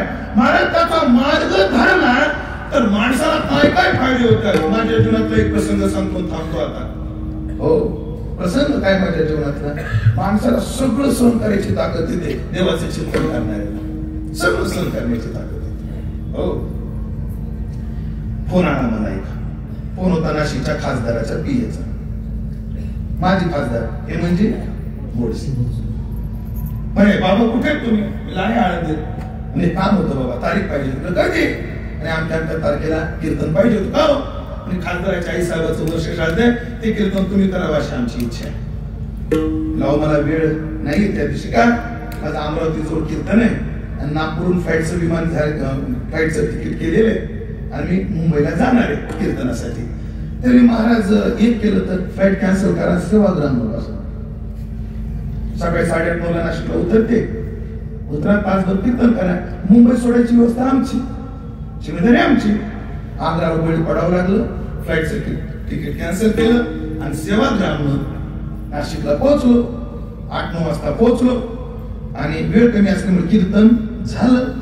कीर्तन झाल्यावर खासदार मला म्हटले, महाराज आता पुढं काय? आप्पा मला लवकर मुंबईला जायचंय, निघावं लागणार. लगेच त्याने विचार, बाबांची व्यवस्था काय केली? तेवढ्यात त्यांचा माणूस म्हटला, काय नाही आप्पा, एक ड्रायव्हर गाडी देऊ, तो त्यांना सोडून येईल मुंबईला. दुसरी तिसरी नाही, माझी गाडी द्या.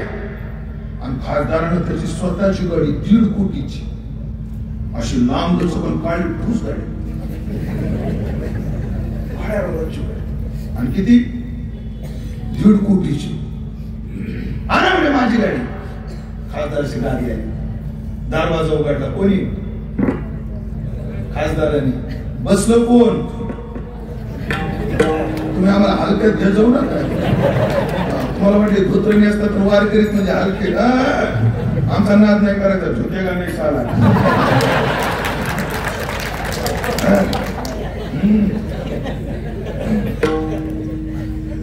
ऐकलं काय? आम्हाला सामान्य म्हणायची भूल करा, आम्ही ज्या व्यासपीठावर आहोत त्या व्यासपीठाला सामान्य समजू. आम्ही लेकर आहोत, आम्ही फार मोठ्याची लेकर आहोत, ध्यानात ठेवा. तर उगाच आम्हाला तुम्ही हलक्यातच घ्या कधी पण. ऐका, गाडीत दारू काढलं कोणी? बसलं कोण? गाडीत बसल्यावर दर्शन घेतलं खासदारांनी, दार लावलं, लगेच बेल्ट लावला, ड्रायव्हरने बटन दाबलं, बटन दाबल्याबरोबर ते सीट असं मागं पुढं झालं, कसला ताण पडला. ते काच वर केलं, साऊंड प्रूफ गाडीत, एवढा सुद्धा आवाज बाहेरचा आत नाही, एसी चालू केला, एकदम शांत. सुखी मिनी जलूगा शून्य सारोली. पण त्या गाडीवर पाठीमागून लोकसभेचा लोगो, त्या गाडीला लोकसभेचा सायरन, ट्रॅफिक आलं की तो सायरन वाजायचा, सगळ्या गाड्या बाजूला व्हायच्या, माझा तर आमची गाडी जायची. पुढे टोल नाका आला, तर टोल नाक्याला ती गाडी लाईनला नाही उभी राहिली, एक स्वतंत्र ट्रॅक होता, फार्म करत ती निघाली. त्या ठिकाणचा सिक्युरिटी गार्ड तरी बॅरिकेड बाजूला केलं आणि सेल्यूट केला. कोणाला? असं म्हणत जा. गाडी फसाराचा घाट उतरत होती. मी ड्रायव्हरला म्हटलं आपण बाय रोड जर गेलो तर ट्रॅफिक मध्ये तुझा वेळ जाईल, मला कीर्तन सापडणार नाही, तुम्हाला कसारा रेल्वे स्टेशनला घेऊन सोड, मी ट्रेन पकडून लवकर जातो. ते महाराज तुम्ही म्हणाल तसं. मग ती गाडी जिथे पाहायची कोणाकडे? हा तेच म्हटलं माझ्या. त्या दिवशी गाडीत बसल्यावर 1.5 तासाच्या प्रवासात मला असं वाटायचं कोणाला आमदार झाल्यासारखं वाटतं, त्या दिवशी मला खासदार झाल्यासारखं वाटतं, त्या दिवशी मला खासदार झाल्यासारखं वाटतं. आणि ती गाडी कसारा रेल्वे स्टेशनला गेली, त्या माणसानं मला निरोप दिला, ड्रायव्हर निघून गेला. मी 20 रुपयाचे तिकीट काढलं, लोकल उभी होती, अगदी बोलते तुमच्या मनात आलं ना, तेच तुमच्या आता जे मनात आलंय ना तेच घडलं. कसाऱ्यापासून ठाण्यापर्यंत उभा राहून गेलो. पुढं आहे का? चिताकरी गवसनी आहे. आणि मी माझ्या मनाला प्रश्न विचारत होतो, अरे उमेश दशरथे तुझी प्रतिष्ठा काय? लक्ष देऊन ऐका आता पुढचं. तुझी प्रतिष्ठा काय? 2 तासापूर्वी तुला खासदार 1.5 कोटीची गाडी देतो, ती तुझी ओळख आहे का? रेल्वे तुला कोणी जागा देत नाही, ती तुझी ओळख आहे? या जगात आपली ओळख काय? मग ऐका म्हणजे, ज्याला कोणाला आपल्या पैशाचा, आपल्या सत्तेचा अभिमान आहे ना, त्यांनी कधीतरी वलयाच्या बाहेर जाऊन हिंडून या एकदा, मग कळते या जगात आपली लायकी काय. आपल्या गल्लीत ना पुत्र सुद्धा वाघ असतो, पुत्र सुद्धा वाघ असतो, मग कळतं की आपली लायकी या जगात काय. जे लोक आम्हाला महाराज म्हणून लाल कार्पेट वरून शूटिंग काढून आणतात, हे कधी कळतं? जेव्हा एसटी मध्ये लाडक्या बहिणी गर्दी करतात तेव्हा. मी माझ्या मनाला प्रश्न विचारत होतो, खासदार सन्मान करतो तो मी आहे का? रेल्वेत कोणी मला जागा देत नाही तो मी आहे? ऐका आता चिंतन काय करतो माणसं. लगेच मनामध्ये विचार आला, निंदी कोणी मारी, वंदी कोणी पूजा करी, मज हेही नाही मज तेही नाही, अपमान आणि मान याच्या पलीकडचा मी आगळा वेगळा कोणीतरी. आता पॉझिटिव्ह थिंकिंग आहे. हे अध्यात्मानं उत्तर दिलं तुम्हाला, आता व्यवहारानं देतो. आता व्यवहारानं उत्तर आहे का? मी माझ्या मनाला प्रश्न विचारला, अरे दशरथ हे तुझ्यासारखा भाग्यवान कोण आहे? आणि 1.5 कोटीच्या गाडीतून उतरलाय, 8 कोटीच्या रेल्वेत बसलाय. चित्ताकरी असेल पण आपलं मन एवढ्या पसर एकी अखंडित प्रसन्नता अति जेत चित्ता ते तरीने नाही समजता संसार दुःखा. हे कधी होतं? देवाच्या चिंतनानं होतं. गेल्यानं ठेवा. माणसाच्या विचाराची उंची वाढते, चित्ता करी गवसनी पावावया फळ अंगी असावे हे फळ. मानवी जीवनाचं फळ काय आहे? मानवी जीवनाचं फळ आपण जेव्हा तुकोबारे म्हटले म्हणून आम्ही जेव्हा यमाकडे जाऊ ना, जेव्हा आपला हिशोब होईल ना, तुम्ही किती मुलांची लग्न मोठी केली हे विचारणार नाही. तिथे गेल्यावर किती मोठा बंगला अकोल्यात बांधला हे नाही विचारणार. यम हेच विचारणार आहे, अरे अकोल्यात राधाकृष्ण महाराजांची कथा होती का? होती. जात होता का? नाही. अरे संध्याकाळी कीर्तन होती का? होती. जात होता का? नाही. हे ध्यानात ठेवा. यम धर्म म्हणे तया दोषी असे काळे केशवासी चुकले ती कथा पुराण श्रवण होते तुम्हा कान डोळे मुख. अरे तुम्हाला मार्गदर्शन करण्याकरता संजय बाबा सारखे साधू होते, ज्ञानोबा तुकोबा सारखे विचार होते, तरी सुद्धा तुम्हाला देव धरावासा वाटला नाही ना चित्तात. हे ध्यानात ठेवा. म्हणून जीवनाचं फळ काय आहे? ऐकलं का? ज्या दिवशी आम्ही बँकेत जातो आणि आपल्या पासबुकची प्रिंट मारून आणतो, सगळ्यात आधी पाहतो जमीला किती आहे, जमीला किती आहे. तसं झोपताना रोज संध्याकाळी पाहत जावं की माझ्या अकाउंटला पुण्य किती आहे. जसा हा हिशोब आहे, याचा ऑडिटर आहे सीए, ऑडिट केलं जातं सीए घेऊन व्यवहाराचं. तसं परमार्थाकरता सुद्धा एक सीए, आणि तो सीए कोण आहे? आपला मन हा सीए आहे, आणि तोच खरं ऑडिट आपलं करू शकतो. आता तुम्हाला मी फार पुण्यवान दिसतो. मन जाणे पापा तो का म्हणे माय बाप. म्हणून पावावया फळ अंगी असावे हे फळ. आणि परमार्थाचं चिंतन करणाऱ्या तो का म्हणे तई सिद्धी ओळंगती पायी.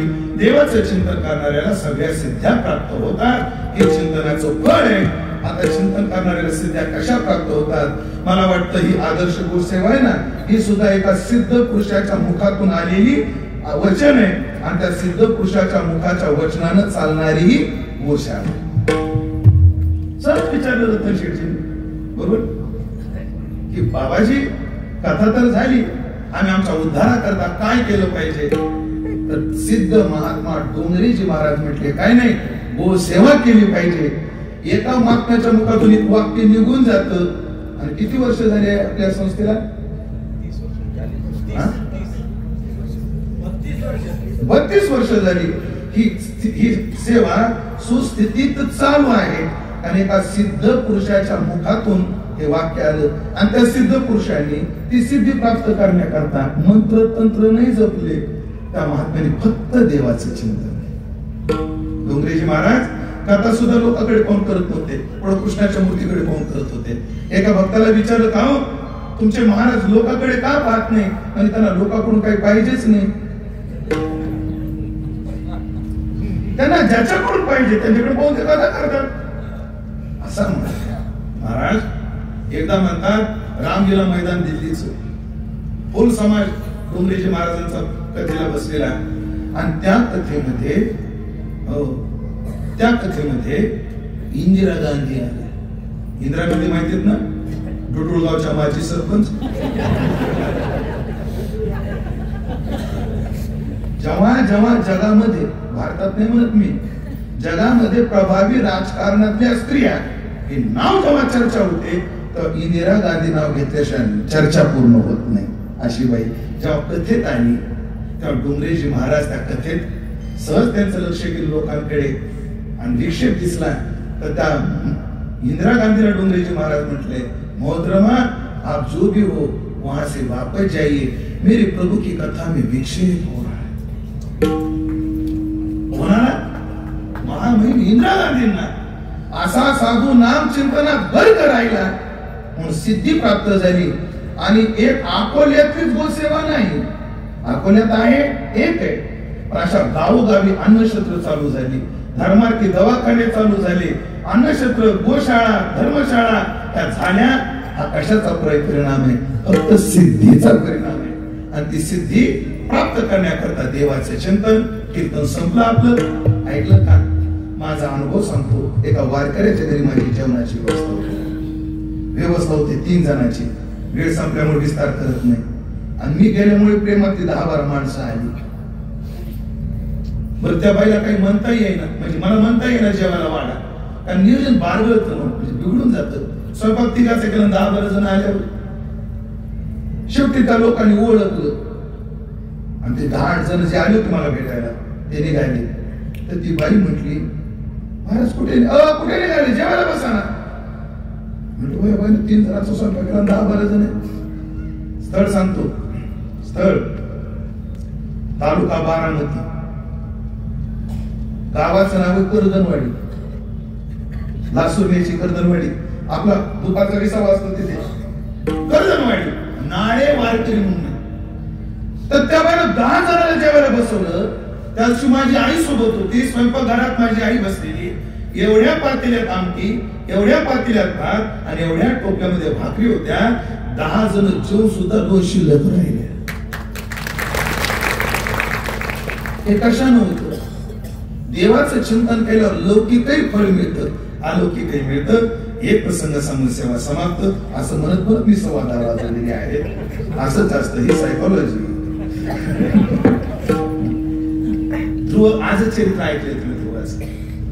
ध्रुवाला उत्तानपाद राजा 2 शेर पीठ आणि 1 शेर उडीद द्यायची. किती? 2 शेर पीठ आणि 1 शेर उडीद.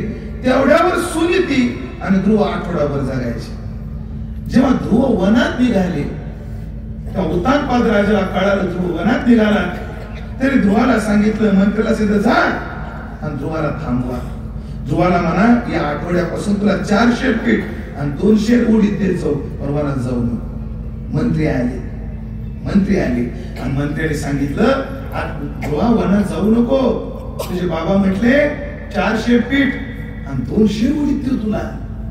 ध्रुव म्हणला, मी आता तर जाणारच. अरे काय जाणार? म्हणे नुसतं त्याच्याकडे जायचंय म्हणून मी रस्ता धरला, तर जीवनात एवढं फळ मिळालं. त्या ठिकाणावर गेल्यावर मला देव काय दे.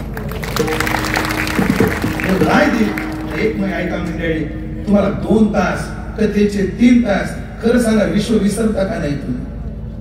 मग कथेत येऊन बसलं तर एवढ्या सिद्धी आहेत, जे मन कशानं शांत होत नाही ते कथेत आल्यावर होतं. हा सिद्धीचा अनुभव नाही तर काय. एवढं जर होतं तर सदैव चिंतन करणाऱ्याला काय भेटणार नाही. या सगळ्या वक्तव्याचं तात्पर्य एकच, देवाचं चिंतन केलं पाहिजे, जमेल ते केलं पाहिजे आणि समाधाना करता केलं पाहिजे. विठोबार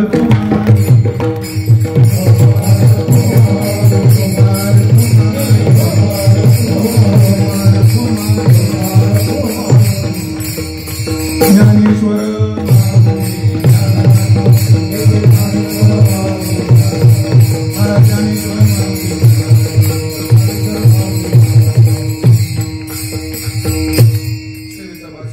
पुन्हा एकदा जो न्यास एवढं गोड कार्य करतोय त्या कार्याला क्षत्रशः नमन करतो, त्या कार्याला अभिनंदन करतो. आणि या कार्यामध्ये एक आहुती टाकण्याचं सद्भाग्य मला पूज्यपाद संजयजी महाराज पाचपूर आदरणीय बाबांनी दिलं. त्याच्याविषयी सद्भाव व्यक्त करून अभंगावर जे काही बोलू शकलो ते माझ्या वारकरी शिक्षण संस्थेचे गुरुवर्य, माझे गुरुवर्य संतवीर भांडा तात्या कराडकर यांच्या चरणी समर्पित करतो. सेवेला पूर्णविराम देतो. उपस्थित सर्व वैष्णव गुणीजन महाराज मंडळी, सर्व धर्मानुरागी श्रोते सज्जन यांच्या चरणी विनम्र भाव व्यक्त करून विठ्ठल